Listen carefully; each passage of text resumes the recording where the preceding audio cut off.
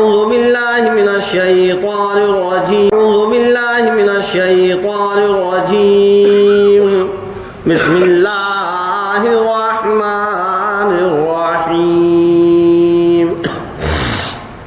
شهر رمضان الذي أنزل فيه القرآن هدى للناس بينات من الهدى والفرقان فمن شهد منكم الشهر فليصم ومن كان مريضا على سفر فعدة من أيام أخر يريد الله بكم اليسر ولا يريد بكم العسر صدق الله العظيم اللهم صل على محمد وعلى آل محمد كما صليت على إبراهيم وعلى آل إبراهيم إنك حميد مجيد اللهم بارك على محمد وعلى آل محمد كما باركت على إبراهيم وعلى آل إبراهيم إنك حميد مجيد. محترم حضرات، سامعین اکرام، عزیز ساتھیوں، بڑا مبارک مہینہ چل رہا ہے، احترام والا، برکتوں والا، رحمتوں والا، مغفرتوں والا. ہاں، یہ رمضان المبارک کا مہینہ سارے کے سارے مہینوں کا سردار ہے. پچھلے جمعے کو میں نے بتلایا تھا، اللہ کے رسول سرکار دو عالم صلی اللہ علیہ وسلم نے اس مہینے کو 3 عشروں میں تقسیم کیا. 3 عشرے، پہلا عشرہ رحمتوں والا، دوسرا مغفرتوں والا، اور تیسرا عتق من النار، جہنم سے آزادی والا. پورا کے پورا مہینہ برکت والا ہے، ہر چیز میں برکت ہے. ہاں، اور اللہ تبارک تعالیٰ نے اس مہینے کو سارے کے سارے مہینوں کا جو سردار بنایا، اس لیے بنایا کہ اس مہینے کو قرآن کریم سے تعلق ہو گیا. اور قرآن کریم اللہ کی ایسی پاکیزہ کتاب ہے کہ جس سے اس کا تعلق ہوتا ہے، اللہ اس کے مقام کو بڑھا دیتا ہے. ارشاد فرمایا پروردگار عالم نے، شہر رمضان الذی انزل فیہ القرآن. اور لوگوں، تم کیا جانو اس رمضان کے مہینے کی برکتوں کو، اس رمضان کے مہینے کا مقام، اس کا مرتبہ. اللہ تبارک تعالیٰ خود فرما رہا ہے کہ یہی وہ مہینہ ہے کہ ہم نے اس مہینے کے اندر قرآن کریم کو نازل فرمایا.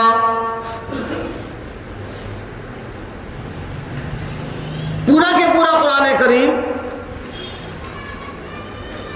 اللہ تبارک تعالیٰ نے لوح محفوظ سے اسی رمضان کے مہینے میں اتارا. حدیثوں کے اندر لکھا ہوا ہے کہ 24 ماہ روزہ تھا، اور پھر آہستہ آہستہ آہستہ آہستہ آہستہ جیسی ضرورت محسوس ہوئی، اللہ تبارک تعالیٰ نے حضرت جبرائیل علیہ السلام کے ذریعے سرکار دو عالم صلی اللہ علیہ وسلم تک اس قرآن کریم کو پہنچایا جو 23 سال کے اندر تھا۔ ہاں، لیکن پورا کے پورا قرآن کریم اللہ تبارک تعالیٰ نے اس رمضان کے مہینے میں اتارا، اور یوں فرمایا پروردگار عالم نے ھدی للناس وبینات من الھدی والفرقان، ہدایت ہے لوگوں کے لیے، روشن دلائل ہیں، حق اور باطل کے اندر فرق کرنے والی یہ کتاب ہے۔ یہ وہ رمضان کا مہینہ ہے جو اللہ تبارک تعالیٰ نے ہم اور آپ کو عطا فرما دیا ہے۔ یہ اللہ کا شکر ہے، اس کا احسان ہے۔ بڑے خوش نصیب ہوتے ہیں وہ لوگ جن کو رمضان کا مہینہ مل جائے۔ موت کا پتہ نہیں کب آ جائے، کب دنیا چھوڑ بیٹھے، کب سانس نکل جائے، کب ہم دنیا سے چل بسے، کوئی پتہ نہیں۔ اللہ کے رسول امام الانبیاء محبوب کبریا مدنی کریم صلی اللہ علیہ وسلم کا فرمان ہے، ارشاد فرمایا مدنی کریم صلی اللہ علیہ وسلم نے، اے لوگو اس رمضان کے مہینے کی قدر کرو، اس قرآن کریم کی قدر کرو، اس رمضان کی قدر کرو، اس قرآن کریم کی قدر کرو۔ یہی دو چیزیں ہیں جو تم کو جنت کے اندر لے جائیں گی۔ کسی کا کوئی پتہ نہیں کہ دوبارہ ہم کو یہ رمضان کا مہینہ ملے یا نہ ملے۔ ہاں، بڑے خوش نصیب ہیں وہ لوگ جن کو یہ رمضان مل جاتے ہیں۔ اور اللہ تبارک و تعالیٰ نے خود قرآن کریم کے اندر صاف صاف فرما دیا،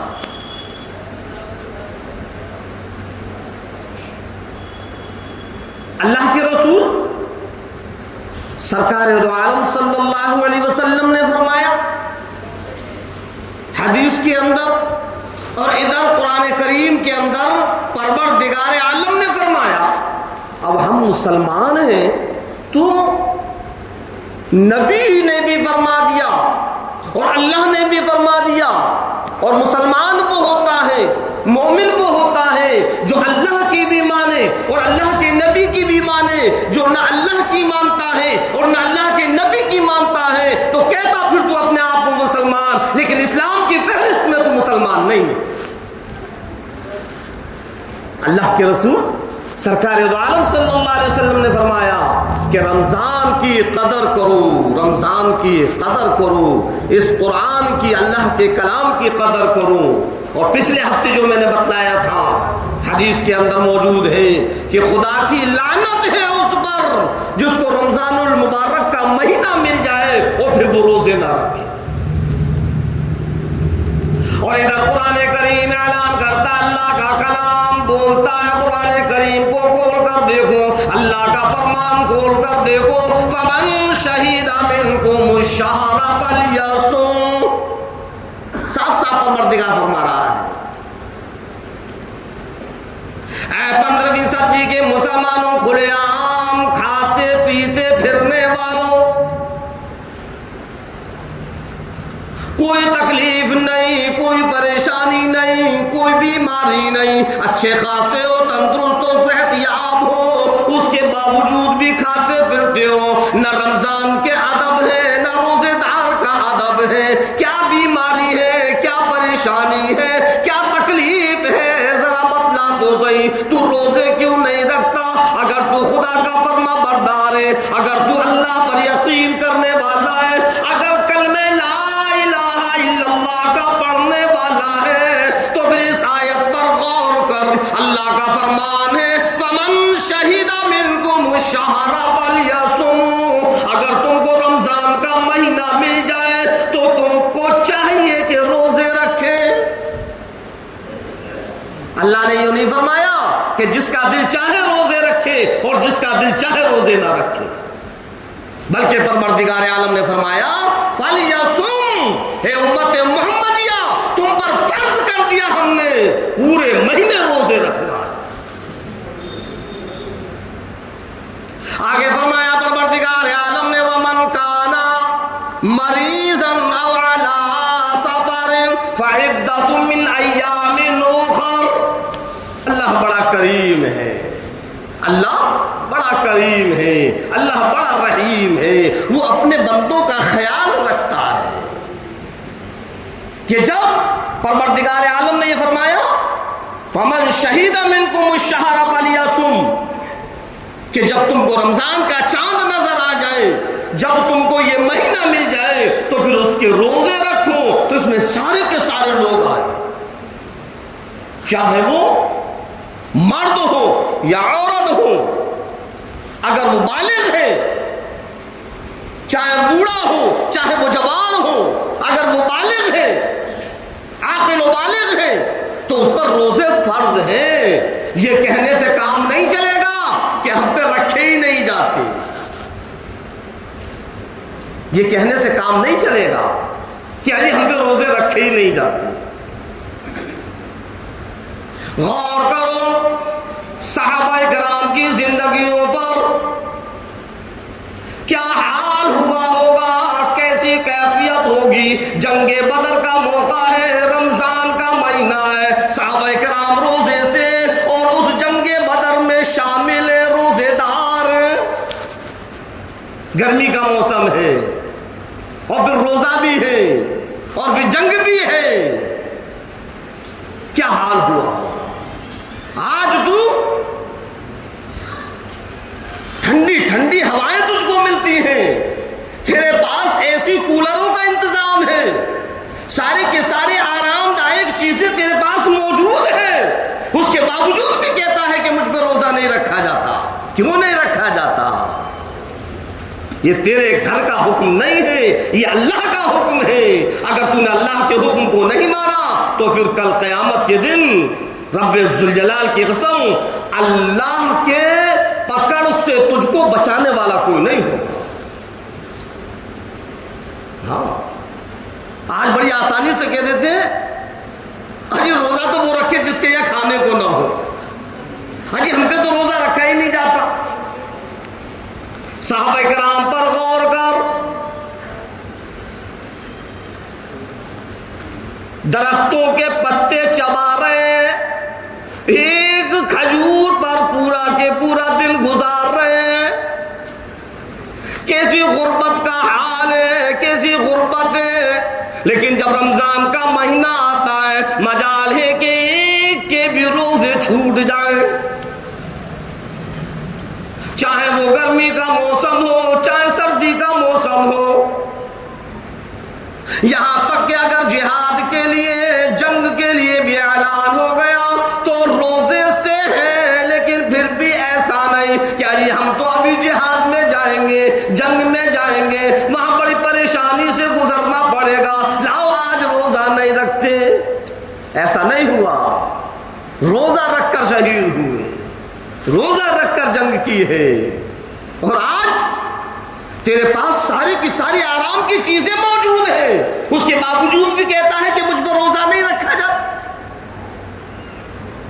نہیں، یہ اللہ سے، اللہ کے حکم کو نہ ماننا، اللہ سے بغاوت کرنا ہے۔ سمجھ میں آئی بات؟ اللہ کے حکم کو نہ ماننا اللہ سے بغاوت کرنا ہے، اور جو اللہ سے بغاوت کرے گا وہ نہ دنیا میں صحیح طریقے سے رہ سکتا ہے اور نہ آخرت میں اس کے لیے کوئی جگہ سوائے جہنم کے۔ اللہ رب العزت فرماتا ہے او میرے بندو 11 مہینے جتنا چاہو کھاؤ، جب چاہو کھاؤ، صبح کھاؤ، شام کھاؤ، دوپہر کھاؤ، جتنا چاہو کھاؤ، لیکن ایک مہینہ، کیا تم ایک مہینہ میری رضا کے لیے صرف اور صرف سورج غروب ہونے تک، صبح صادق سے لے کر سورج غروب ہونے تک، کیا میرے خاطر، کیا میری رضا کے لیے، میری خوشنودی کے لیے کیا تم اتنا نہیں کر سکتے؟ پھر مجھ کو تم رب کیوں کہتے ہو؟ جب مجھ کو تم رب کہتے ہو تو پھر اپنے رب کی بات مانتے کیوں نہیں؟ سب کچھ کرنے والا اللہ ہے، ہاں اللہ ہمت دیتا ہے۔ ہم کوشش تو کریں۔ میں ان نوجوانوں سے کہنا چاہتا ہوں، میں ان اپنی بہن بیٹیوں سے کہنا چاہتا ہوں جو کہ ایسے مبارک مہینے میں اللہ کے حکموں کو ہم پورا نہیں کرتے، کیسی بدنصیبی ہے ہماری۔ یہ بدنصیبی نہیں تو اور کیا ہے کہ چھوٹے چھوٹے معصوم بچے روزہ رکھ رہے ہیں اور ہمارا حال یہ ہے کہ ہم روزہ رکھتے نہیں۔ ایک تو وہ چیز ہے کہ ہم بیمار ہیں، کوئی پریشانی ہے، جان جانے کا اندیشہ ہے، یا ہم سفر کر رہے ہیں اور سفر میں بڑی پریشانیاں، بڑی دشواریاں ہوتی ہیں، تو اللہ نے اس سفر کے لیے کہ تیرے سفر میں کوئی پریشانی، کوئی دشواری ہو تو پھر وہاں بھی چھوٹ ہے، یا تو بیمار ہے اور اتنا بیمار ہے، اتنا بیمار ہے کہ روزہ رکھے گا تو مرض اور بڑھ جائے گا، بیماری اور بڑھ جائے گی، جان جانے کا اندیشہ ہے۔ اللہ نے فرمایا وَمَنْ كَانَ مَرِيضًا أَوْ عَلَى سَفَرٍ فَعِدَّةٌ مِّنْ أَيَّامٍ أُخَرَ، تو پھر تیرے لیے ہم نے چھوٹ دے دی کہ جب تیری بیماری صحیح ہو جائے، جب تو سفر سے واپس آ جائے تو پھر روزہ رکھ۔ لیکن ایک بات اور یاد رکھنا، اللہ نے قرآن کریم کے اندر فرمایا کہ سفر، مسافر ہوں، سفر کی حالت میں ہوں، تو سفر معلوم ہے پہلے کیسے ہوتا تھا؟ اونٹوں سے ہوتا تھا، گھوڑوں سے ہوا کرتا تھا، پیدل ہوا کرتا تھا۔ آج تو سفر کرنے میں بھی ساری سہولتیں موجود ہیں۔ اگر اللہ نے پیسہ دیا ہے تو ایسی کوچ کے اندر ریزرویشن کرائیں اور اس میں سفر کریں گے۔ اللہ نے اور روپیہ دیا ہے، اپنی فور ویلر گاڑی ہے، اے سی چل رہی ہے، اس میں سفر کر رہے ہیں۔ کیا چیز نہیں ہے آج کے وقت میں؟ ساری سہولتیں موجود ہیں، اس کے باوجود بھی ہم یہ کہیں کہ ہم روزہ نہیں رکھتے۔ اللہ تبارک تعالیٰ نے دو لوگوں کے بارے میں فرما دیا کہ وَمَنْ كَانَ مَرِيضًا أَوْ عَلَىٰ سَفَرٍ فَعِدَّةٌ مِّنْ أَيَّامٍ أُخَرَ، اگر تم بیمار ہو، اگر تم مسافر ہو تو دوسرے دنوں میں اس کی قضا رکھ لینا۔ يُرِيدُ اللَّهُ بِكُمُ الْيُسْرَ وَلَا يُرِيدُ بِكُمُ الْعُسْرَ، اللہ تم پر آسانی کا معاملہ چاہتا ہے، اللہ دشواری نہیں چاہتا۔ اللہ خود فرما رہا ہے، اللہ خود فرما رہا ہے کہ لوگوں میں تو تم پر آسانی چاہتا ہوں، میں تم پر دشواری نہیں چاہتا۔ اللہ بڑا کریم ہے، اللہ بڑا رحیم ہے، اس نے کوئی بھی حکم ایسا نہیں دیا اپنے بندوں کو، ایک بھی حکم اللہ نے ایسا نہیں دیا اپنے بندوں کو جس میں بندے پریشانی کے اندر مبتلا ہو جائے۔ صاف صاف فرما رہا ہے یرید اللہ بکم الیسر ولا یرید بکم العسر، کہ اللہ چاہتا ہے آسانی کا معاملہ، پریشانی دشواری نہیں چاہتا۔ اور اس کے باوجود بھی پھر ہم اگر روزہ نہیں رکھیں گے تو پھر اللہ قہار بھی ہے۔ جہاں اللہ کریم ہے، جہاں اللہ غفور ہے، جہاں اللہ رحیم ہے، جہاں اللہ رحم الراحمین ہے، وہاں پروردگار عالم پھر قہار بھی ہے، جبار بھی ہے۔ جب وہ پکڑ کرنے پر آتا ہے تو ایک چھوٹے سے گناہ پر پکڑ کر لیتا ہے، اور جب وہ معاف کرنے پر آتا ہے تو ایک چھوٹی سی نیکی پر سارے کے سارے گناہ معاف کر دیتا ہے۔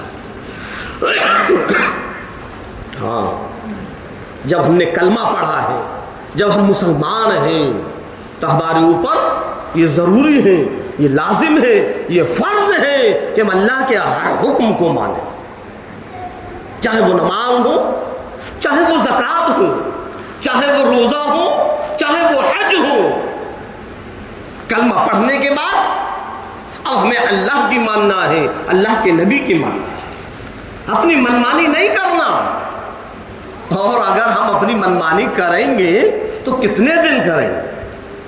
اللہ بھی ڈھیل دے دیتا ہے، کر پیارے کتنی منمانی کرے گا تو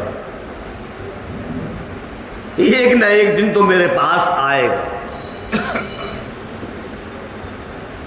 اور جب ہم اللہ کے سامنے پہنچیں گے اور جب اللہ ہم سے پوچھے گا تو کیا کہیں گے، کیا جواب ہے؟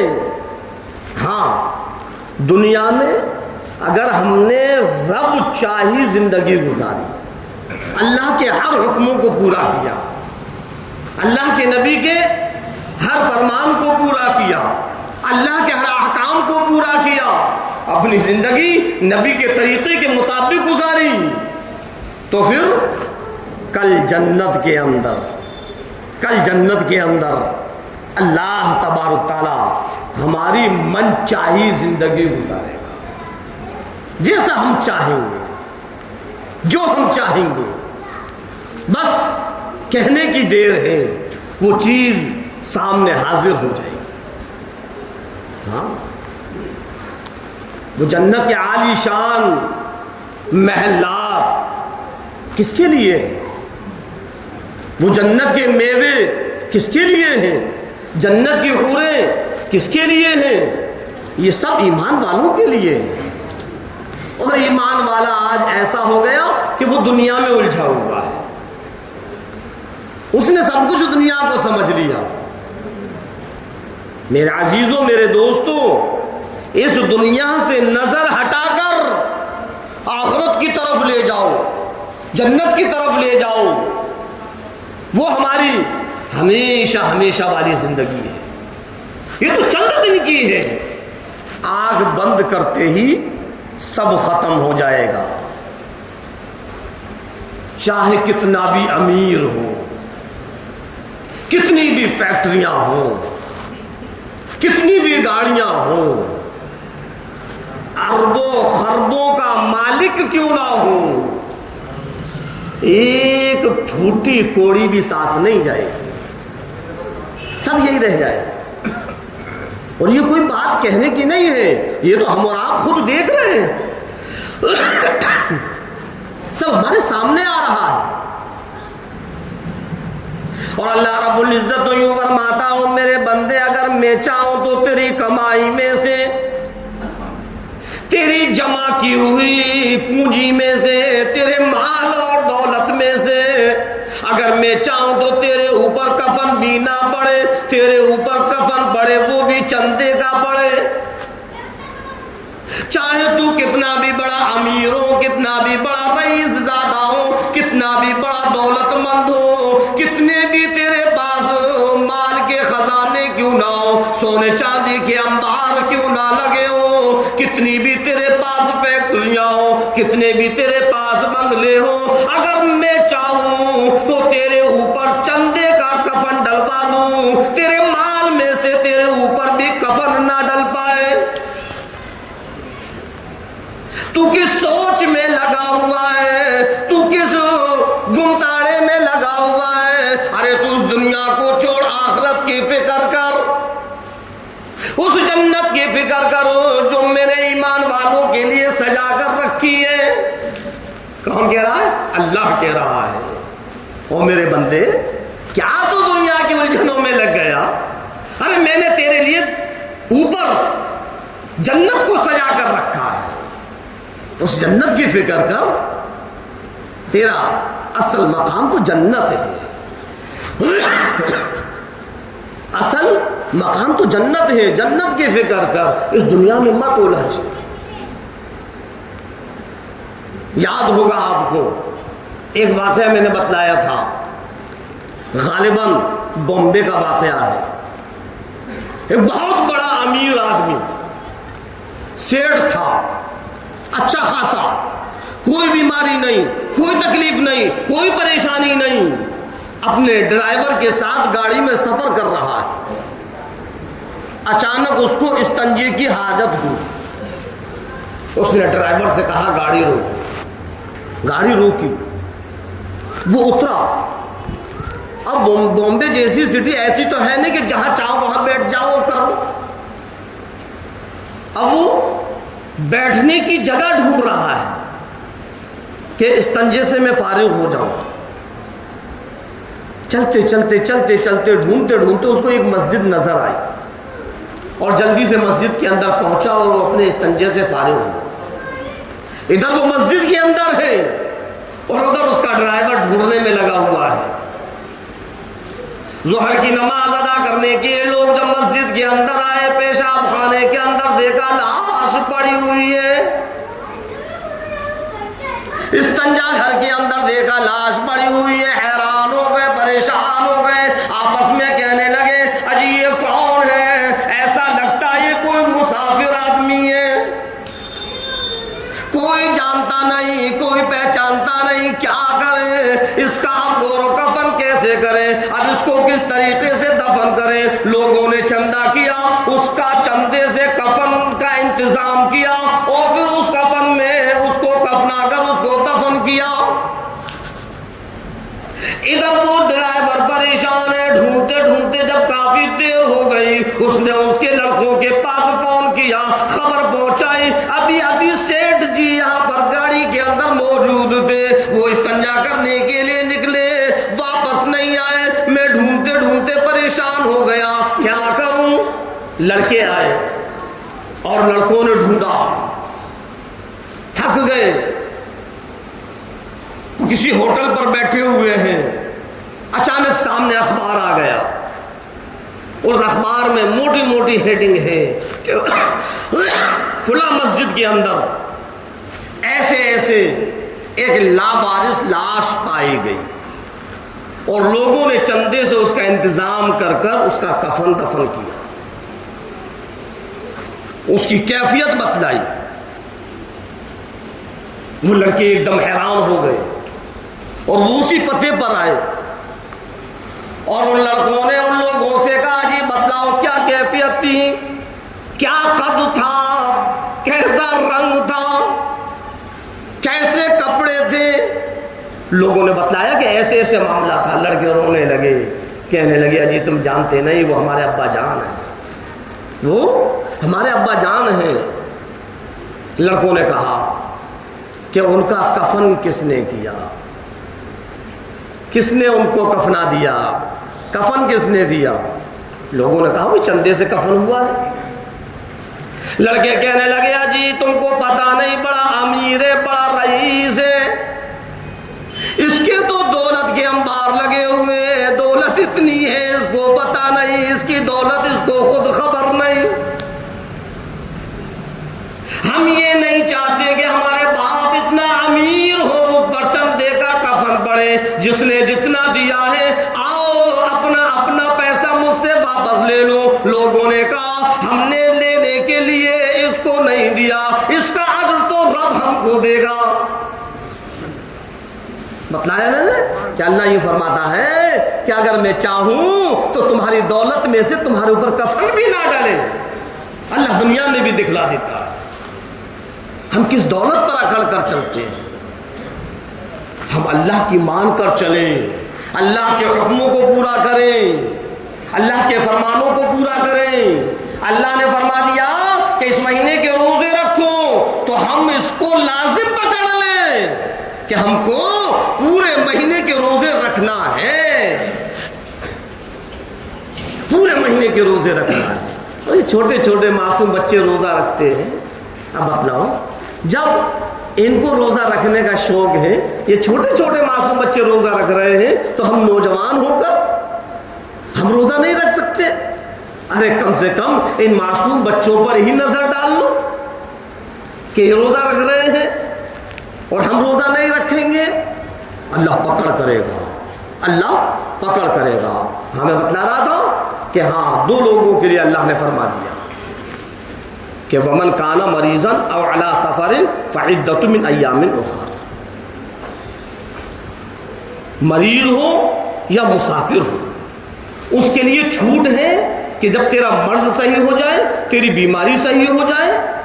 اور ایک چیز اور بتلاؤں، مریض سے مطلب یہ نہیں ہے کہ بس ذرا سا سر میں درد ہوا، ارے قرآن نے کہہ دیا کہ اگر کوئی مریض ہو تو روزہ نہ رکھے، میں تو مریض ہوں، بخار آ رہا ہے، میرے تو سر میں درد ہو رہا ہے. نہیں، مریض سے مطلب یہ ہے ایسا مرض ہو کہ اگر روزہ رکھے گا تو اس کا مرض اور بڑھ جائے گا، اس کی جان جانے کا اندیشہ. او علی سفر، یا پھر وہ سفر کی حالت میں، فعدۃ من ایام اخر، تو پھر چاہیے کہ وہ دوسرے دنوں میں اس کی قضا کرے. وہاں بھی روزوں کی چھوٹ نہیں ہے کہ روزے چھوڑ دیں. ہماری بہن بیٹیاں ہیں، ہماری مائیں ہیں، جب مہینے کے چند دن جو ناپاکی کے ہوتے ہیں جب وہ سامنے آ جاتے ہیں، اللہ فرماتا ہوں میری بندی نماز چھوڑ دے، میں نے تیرے اوپر سے نماز کو ختم کر دیا. اب اس حالت میں نماز پڑھنے کی اجازت نہیں، قرآن کی تلاوت کرنے کی اجازت نہیں. الہی ابھی نہ پڑھوں یا کبھی نہ پڑھوں. غور کرنا، اللہ فرما رہا ہے او میری بندی جب تیرے ایام حیض شروع ہو جائے تو ہم نے نماز کو ختم کر دیا تیرے اوپر سے. جتنے دن ایام حیض کے ہیں ایک دن بھی نماز مت پڑھ. الہی ابھی نہ پڑھوں یا کبھی نہ پڑھوں. اللہ رب العزت نے فرمایا میری بندی اب نمازوں کی قضا بھی نہیں، نماز معاف، لیکن روزے اے پروردگار عالم رمضان میں کیا کروں، روزے رکھوں یا نہ رکھوں. اللہ نے فرمایا میری بندی اس وقت مت رکھ، بعد میں رکھ دینا. روزے اتنا ضروری ہے. وہاں نماز تو معاف کر دی، لیکن روزے کے لیے کیا کہا کہ جو ناپاکی کے دن ہیں اس میں روزہ مت رکھ. جب یہ دن ختم ہو جائے، رمضان ختم ہو جائے، اس کے بعد اور دنوں میں اس کی قضا رکھ لینا، یہ معاف نہیں ہے. اب ہماری کوئی بہن بیٹی ہماری ماں ہے، اس نے سحری کر لی اور سحری کرنے کے بعد فجر کی نماز ادا کی، روزے کی حالت میں ہے، اچانک ایام حیض شروع ہو جاتے ہیں. الہی کیا کروں، اے پروردگار عالم کیا کروں. میں اس موڑ پر آ کر کھڑی ہو گئی، ناپاکی بھی شروع ہے، روزہ بھی ہے، کیا کروں. او میری بندی تیرے روزے کی تجھ کو قضا رکھنا ہے، لیکن شام تک روزے دار کی طریقے سے رہنا ہے. سمجھ گئے روزہ کتنا ضروری ہے. اللہ کیا فرما رہا ہے کہ شام تک روزے دار کی طریقے سے رہنا ہے، لیکن یہ روزہ نہیں مانا جائے گا، روزہ تو ختم ہو گیا، اب اس کی قضا رکھنا ہے. اور آج ہم بالکل صحیح سالم ہیں، اس کے باوجود بھی ہم روزہ نہیں رکھتے. قدر کرو اے مسلمانوں، قدر کرو اس رمضان کے مہینے کی، اور خوب ذوق اور شوق کے ساتھ روزے رکھیں. ہاں دوسری چیز، رمضان کے مہینے میں اللہ کے رسول سرکار دو عالم صلی اللہ علیہ وسلم نے یہ فرمایا کہ اے صحابیوں افطار بھی کرایا کرو، لوگوں کو افطار بھی کرایا کرو. اے اللہ کے نبی اگر ہمارے پاس اتنا نہیں ہے کہ ہم کسی کو افطار کرائیں، اللہ کے رسول سرکار دو عالم صلی اللہ علیہ وسلم نے فرمایا اگر کسی کو ایک کھجور بھی دے دو گے تو تمہیں افطار کا ثواب مل جائے گا. ایک پانی کا گھونٹ سے بھی اگر تم کسی کو افطار کرا دو گے تو تمہیں ثواب مل جائے گا۔ یہ نہیں ہے کہ جب ہمارے پاس خوب ڈھیر سارا روپیہ پیسہ ہو تب ہم افطار کرائیں۔ یہ کوئی فرض اور واجب نہیں ہے کہ جب ہمارا بچہ روزہ رکھے گا تب ہم افطار کرائیں۔ کیا دکھلاوا کر رہے ہو؟ کیا ریاکاری کر رہے ہو؟ کیا تم لوگوں کو یہ دکھلانا چاہتے ہو کہ میرے پاس پیسہ بہت ہے، میرے بچے نے روزہ رکھا ہے، آؤ میرے پاس روزہ افطار کرانے کے لیے؟ اللہ فرماتا ہوں میرے بندو یاد رکھنا، ریاکاری مجھ کو پسند نہیں، دکھلاوا پسند نہیں، ریاکاری پسند نہیں، ایک بھی عبادت کا ثواب نہیں اگر ریاکاری اس کے اندر موجود ہے۔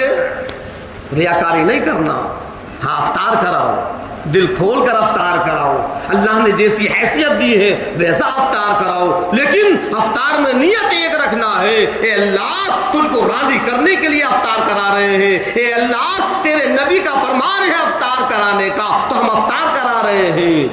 اور یوں فرمایا مدنی کریم صلی اللہ علیہ وسلم نے، اگر کسی کو تم نے افطار کرا دیا تو اس کے روزے کا ثواب اس کے پاس اتنا ہی ثواب تم کو بھی ملے گا۔ کتنا بڑا ثواب ہے افطار کرانے کا، جتنا ثواب اس روزے دار کو مل رہا ہے اتنا ہی ثواب روزہ افطار کرانے والے کو مل رہا ہے۔ اب کسی نے 10 لوگوں کو افطار کرایا تو 10 روزوں کا ثواب اس کو اور مل گیا، کسی نے 50 کا کرایا تو 50 روز کا ثواب اور مل گیا، کسی نے 100 کا کرایا تو 100 روزے کا ثواب اور مل گیا۔ لیکن یاد رکھنا ریاکاری نہ ہو، دکھلاوا نہ ہو۔ ہاں دکھلاوا پسند نہیں ہے اللہ کو، پھر تو ثواب تو بہت دور، ہم گناہ میں آ جائیں، پھر ہم گناہ کے مستحق بن جائیں گے، پھر ہمارے نام اعمال میں گناہ لکھ دیا جائے گا کہ لکھو یہ جو افطار کرا رہا ہے اس کی نیتوں کے اندر دکھلاوا ہے۔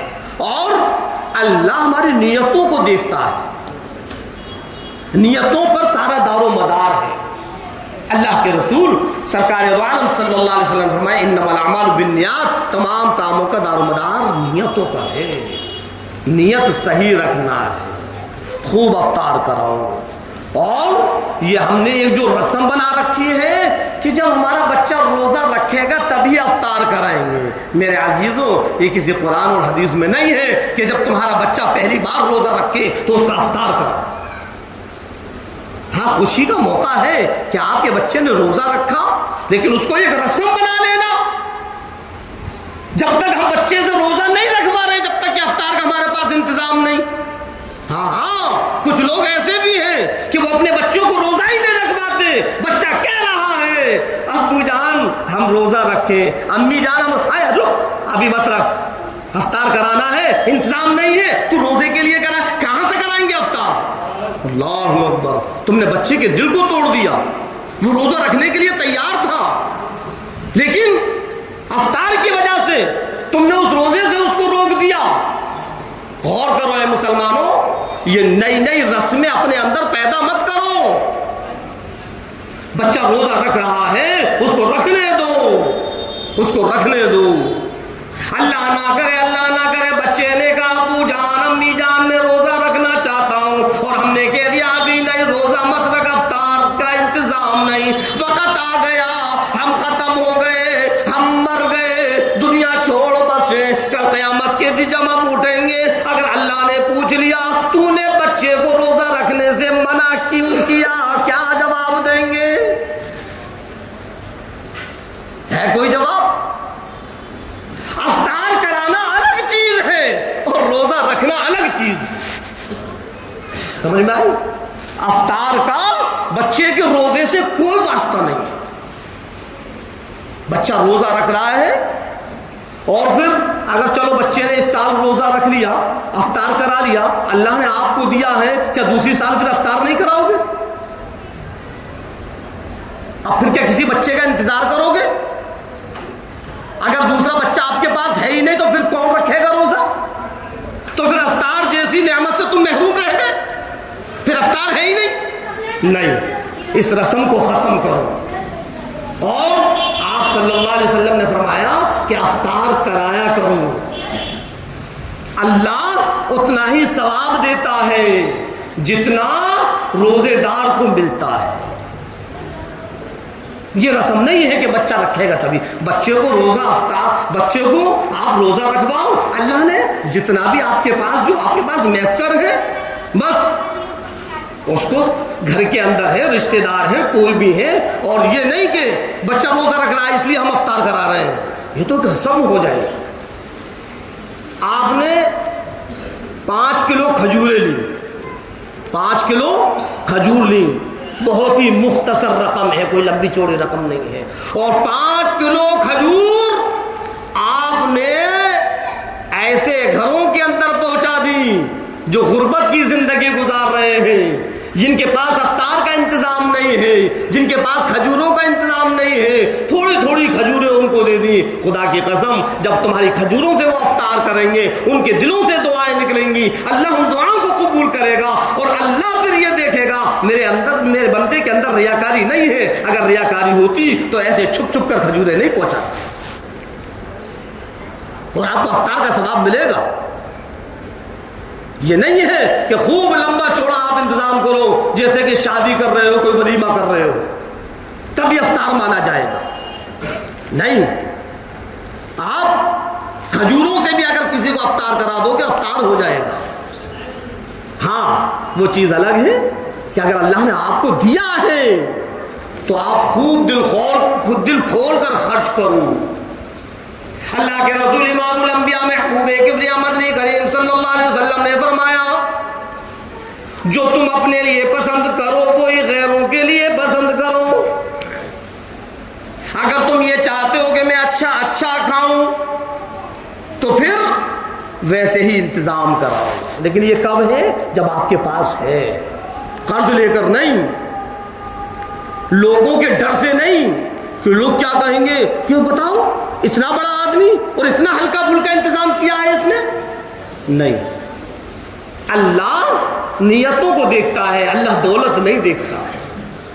اگر اللہ نے دیا ہے خوب خرچ کرو، خوب لمبا چوڑا افطار کراؤ، لیکن ریاکاری نہ ہو، اور اگر اللہ نے اتنا نہیں دیا تو جتنا دیا ہے اتنا ہی افطار کراؤ، لیکن یہ افطار جیسی نعمت سے محروم مت رہو کہ جب بچہ روزہ رکھیں گے تبھی افطار کرائیں گے، نہیں۔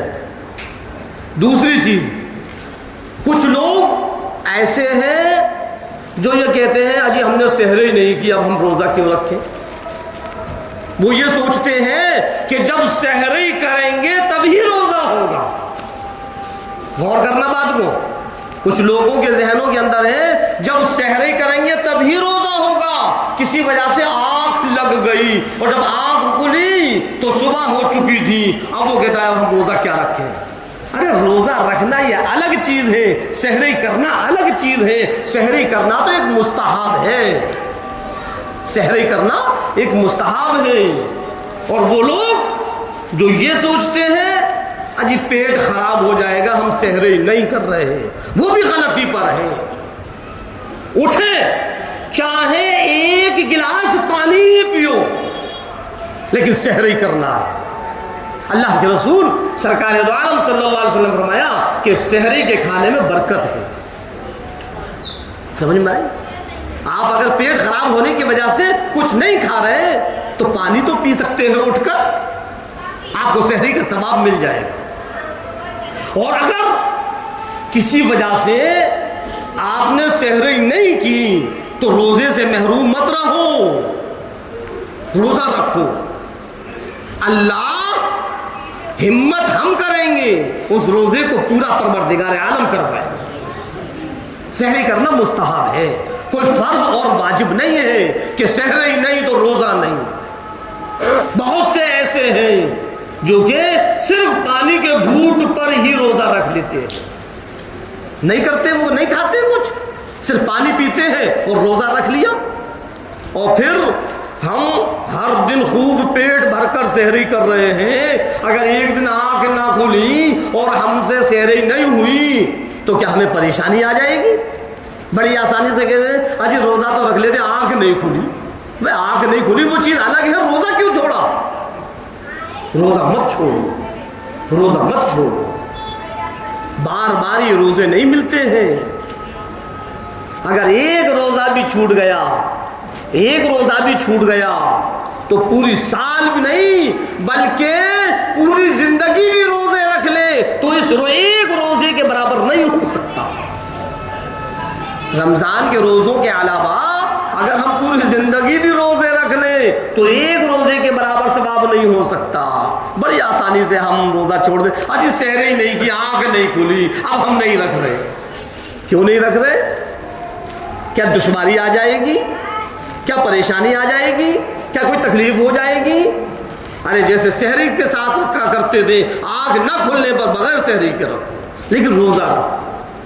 تیسری چیز اور بتاؤں میں، یہ دوسرا عشرہ مغفرتوں والا ہے. دوسرا عشرہ مغفرتوں والا ہے. اللہ نے ایک عشرہ مکمل کر دیا جو رحمتوں والا عشرہ تھا. اب یہ دوسرا عشرہ شروع ہو گیا. اب اللہ کہتا ہے میرے بندے آ جا، جتنے تیرے گناہ ہیں آ جا اپنے گناہوں کو لے کر اور میرے سامنے معافی تلافی کر. میں تیرے سارے گناہوں کو معاف کر دوں، سارے گناہوں کو معاف کر دوں. ہم خوب اللہ سے مانگیں، خوب اللہ سے مانگیں. جتنا مانگیں گے اللہ اتنا ہم کو دے گا. اللہ کے یہاں کوئی کمی نہیں ہے، ہمارے مانگنے میں کمی ہے جو کہ ہم صحیح طریقے سے مانگ نہیں پاتے. اللہ رب العزت فرشتوں کے اندر اعلان کر دیتا ہے، فرشتوں سے کہہ دیتا ہے او فرشتوں آ جاؤ، میرے روزے دار بندے جو دعائیں مانگ رہے ہیں ان کی دعاؤں پر آمین کہو.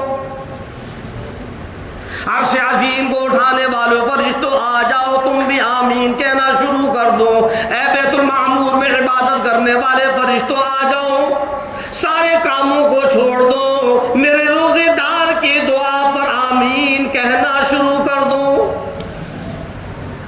بتاؤ اللہ کتنا خیال رکھ رہا ہے اپنے بندوں کا. فرشتوں سے کہہ رہا ہے کہ جو میرے بندے دعائیں مانگ رہے ہیں اے فرشتوں ان دعاؤں پر آمین کہو. اور جس پر فرشتے آمین کہیں اللہ اس کو قبول نہیں کرے. اور فرشتے ہی نہیں، لکھا ہوا ہے کہ سمندر کے اندر جتنی بھی مچھلیاں موجود ہیں، سمندر کے اندر جتنے بھی جانور موجود ہیں، سب اللہ سے روزے دار کے لیے دعائیں کرتے ہیں. آسمان پر اڑنے والے پرندے، جنگل میں رہنے والے درندے، سب اللہ سے دعائیں مغفرت کرتے اس روزے دار کے لیے جو اللہ کے خاطر، اللہ کی رضا کے خاطر روزہ رکھتا ہے. اللہ نے کتنے چیزوں کو تیرے لیے مقرر کر دیا. ادھر سمندر کے جو سمندر میں رہنے والے جانور ہیں، مچھلیاں ہیں، کیڑے مکوڑے ہیں، ان سے کہہ دیا کہ اب ہمارے بندوں کے لیے جو روزہ رکھ رہے ہیں ان کے لیے دعائیں کرو. ادھر جنگلات میں چیڑ پھاڑ کرنے والے جو درندے ہیں ان سے کہہ دیا تم بھی دعائیں کرو. ادھر آسمان پر اڑنے والے جو پرندے ہیں ان سے کہہ دیا تم بھی دعائیں کرو. مطلب کتنی دعائیں ہم کو مل رہی ہیں، اس کے باوجود ہم کتنے نالائق ہیں، ہم کتنے بدبخت ہیں، ہم کتنے بد نصیب ہیں کہ اس کے باوجود بھی ہم روزہ نہیں رکھتے. پھر اللہ کی پکڑ سے بچانے والا کوئی نہیں ہے اگر ہم اللہ کے فرمان کو پورا نہیں کریں گے. خوب ذوق اور شوق سے روزہ رکھیں اور جب تک چاند نظر نہ آئے تراویاں پڑھتے رہیں. قرآن کا دور مکمل ہو جائے وہ الگ بات ہے، لیکن تراویاں مکمل نہیں ہوتی ہیں. کچھ جگہیں ایسی ہیں جہاں 10 دن کا اور 11 دن کا مکمل ہو گیا ہے تو ہم یہ نہ سوچیں کہ ہماری تو تراویاں مکمل ہو گئیں. تراویاں مکمل نہیں ہوئی، ابھی قرآن کا دور مکمل ہوا ہے. تراویاں تو چاند دیکھنے سے شروع ہوتی ہیں اور چاند دیکھنے پر ہی بند ہوتی ہیں. اللہ رب العزت ہم اور آپ کو کہنے اور سننے سے زیادہ عمل کرنے کی توفیق عطا فرمائے. وما علینا الا